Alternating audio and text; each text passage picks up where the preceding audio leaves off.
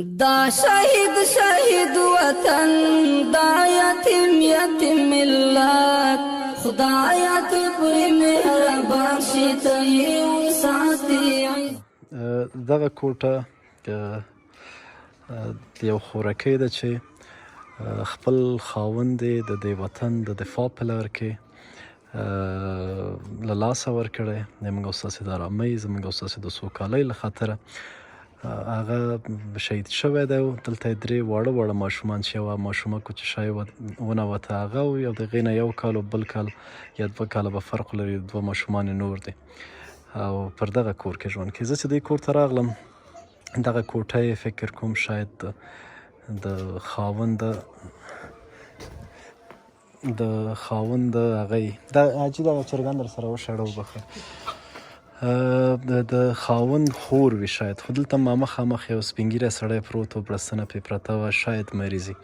دیګ یې باندې و، زه نه پوهېږم چې دیګ کې به یې څه شی، خو پر دې باندې به د خپل یتیمان او خپل ماشومان او د دغې ورور یتیمان ته به یوه نفقه پیدا کوي. موږ اصل کې یو برخه دغه خوراکۍ دپاره راوړې وه، جل جلاله اذان دی، خبرې نه اوږدوم، یو برخه هم راوړې وه، خو د دوی وضعیت ته په کتو سره بیا یو برخه هم دوی ته هغه کړل چې دغه اندازه خوراکي مواد دي، او یو هم د دغې خوراکۍ چې خاوند شهید شوی دی یو برخه د هغې، دا یو برخه د دې د خور ورور او یو به هغې ته بیا وسپارئ. خدای په امان.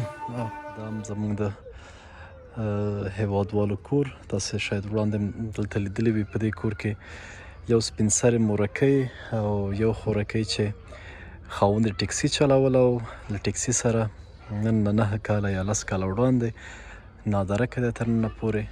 د کور یو خوا دیوال یې نشته، دغه دیوال هم چې دی کوم د همسایګانو دیوال دی په حساب و، دا بله مخ یعنې حد اقل دا 2 طرفه دوی خدای څو وسیله کړې چې یو دیوالونه ورته همسایګانو ځان دپاره جګ کړي، دوم پکې پرده شوی، کوم چې دوی ته پاته دی هغه طرف نو هغه هم ګورئ چې بیخي دیوال نه لري، او په ضمن کې دا ځای خو هم د دوی نه دی، او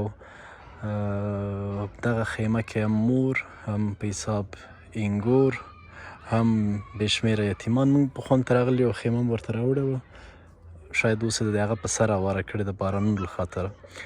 نو دغه اندازه خوراکي مواد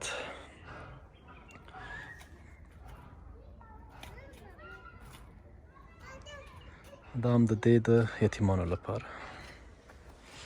ښه، دا کوټه چې د چا ده، دا خوراکۍ تللې ده، چېرته لاړه ښار ته مورې؟ دا زوی بل هغه وی ور داروله او قدرت ډانتر اجل وی ور هغه دا وی بیا مستي ورته. ښه، خو مقصد خوراکۍ خپله کور کې نشته، دلته واړه بچي دي، او زه نه غواړم چې مخکې راشي، تاسو ټول نور راشاته شئ. واړه بچي پاتې، دا ټول یتیمان دي.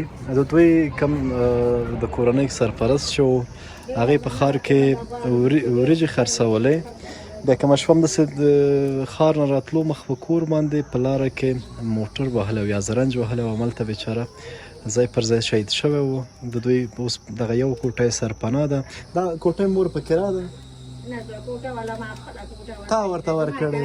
خدای دې در سره ډېر ښه وکړي، خدای دې باعزته لره مورکۍ، چې یو چا د یتیمانو غم در سره دی، خدای دې و. زما کالم دی او د دې کالم دی. تاسې کېږي؟ زما د ورور ښځه ده، ورندار دی. خدای دې ورور وبخښه. خدای دې